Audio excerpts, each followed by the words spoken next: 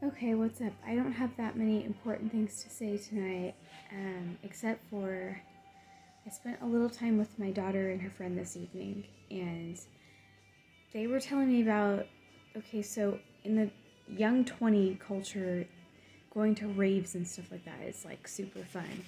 And so she and her friend bought tickets to something. I don't know what the event was called or anything like that, but I imagine it's just a typical rave thing that all the kids go to these days. And they decided they weren't going to go. I forget why. So they put the tickets up for sale, and this rich girl from the area, um, and her family's well known. She, of course, wants to lowball them on the tickets. And that's the kind of interesting thing about working class kids. The working class kids will be the first ones to get the tickets to something, and then they can't go, and then the more elite kids are waiting to buy them at a discount from the working class kids. I don't know if that works out everywhere, but it seems to kind of be just how things are around here. But this new generation that's coming up is so pathetic in so many ways. And it does seem to be that I've known more parents that have sent their kids off to college this year and their kids couldn't hack it and had to come home. More than any year I can possibly even come close to this year, actually. So there is something particularly strange about this generation starting like this year. And they do seem to be particularly pathetic. And part of it, I think, is a little bit of conditioning.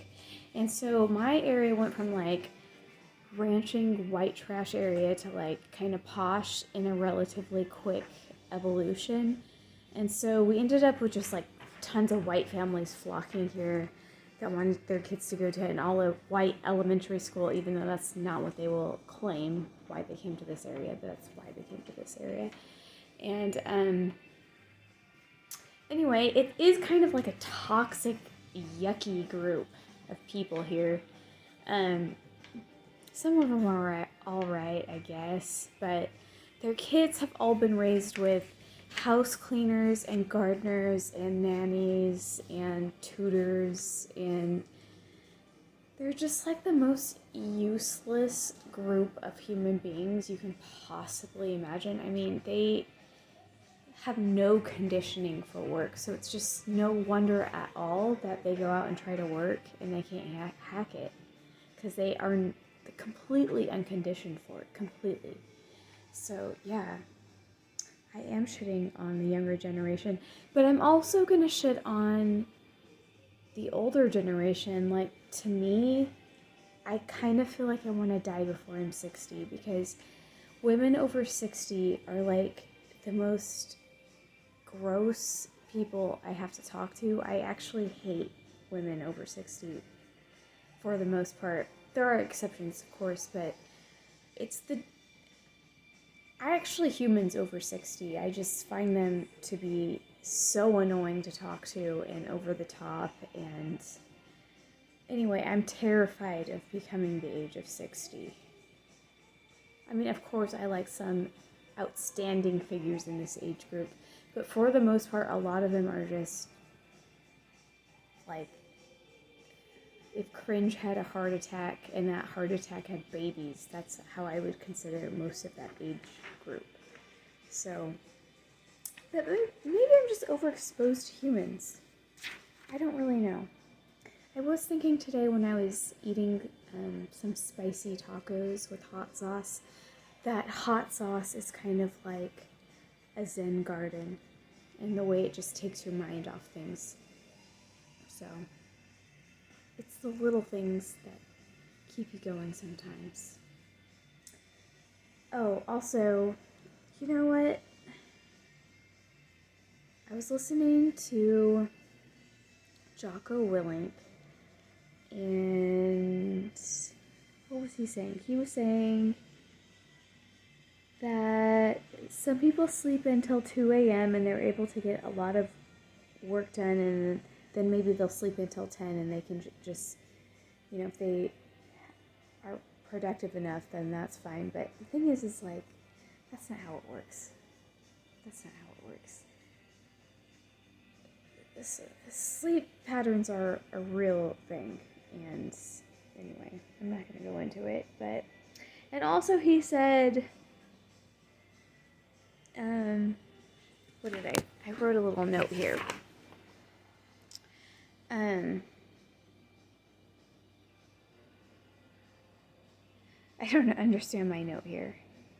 I don't know. So I guess it wasn't important enough for me to write down a coherent sentence, but something he said I think also didn't make sense.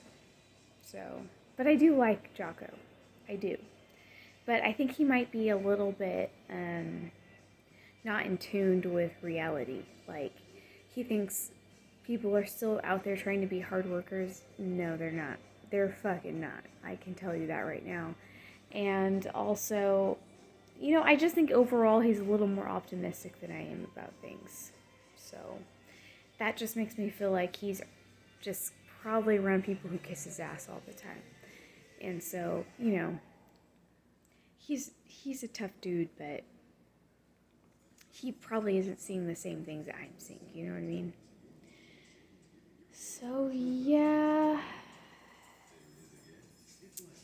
None of that was probably very positive, but overall, I think I do keep myself pretty positive in that I work with women all day, and I think that, and I hear this from the gals I work with too, that when they come to work, they can get their minds off the other things, and I think that segregation between men and women is actually a healthy thing. When I'm with my women all day, that might irritate me and I might irritate them, but we do have more of like an understanding of each other's like quirks, I guess. And like men, I think just tune that shit out completely. So sometimes I think it's just good that we separate. And also, I was gonna say, I was talking about. Well, I was thinking about my hatred for cargo pants. And it's mainly I'm no Laura Croft. You know what I mean? Like, I'm not a cargo pants gal. Ever. No. And I don't hate, I guess what I hate about men in cargo pants is, okay, I went out to a gun range and the person that I associate this gun range with, he is a guy that would, like, he seriously brought up, like, anal sex in our first or second date. And I was like, you're fucking gonna do this in cargo pants? And maybe that's the thing with, like, the Shades of Grey books, is it's a man being a complete pig, but at least he dressed up for you kind of thing, you know? So it's not quite as insulting as, like, you know, a dude just being, like, a complete gross asshole so blatantly. Anyway, I think that's my deal with cargo pants. It pretty much boils down to that, because I'm actually not a total snob when it comes to things. Although I was today, my daughter, it's raining tonight, and she went out tonight with her friend, and she got spray tanned. Because we're girls and we hang out in a salon, so of course she got spray tanned today for no apparent reason except for practice for the esthetician. And it is raining outside, and they were going to some DJ thing, and she asked if I had a jacket with a hood. And it's when I was looking at my closet when I realized I don't have any practical clothes. I don't. I used to have practical clothes when I did more on, like, a farm, or, like, when I maintained a garden more seriously. I wore overalls quite a bit. I find them quite practical, but I don't have to wear practical clothes anymore. So instead I wear cute clothes, but a lot of them just so happen to be practical.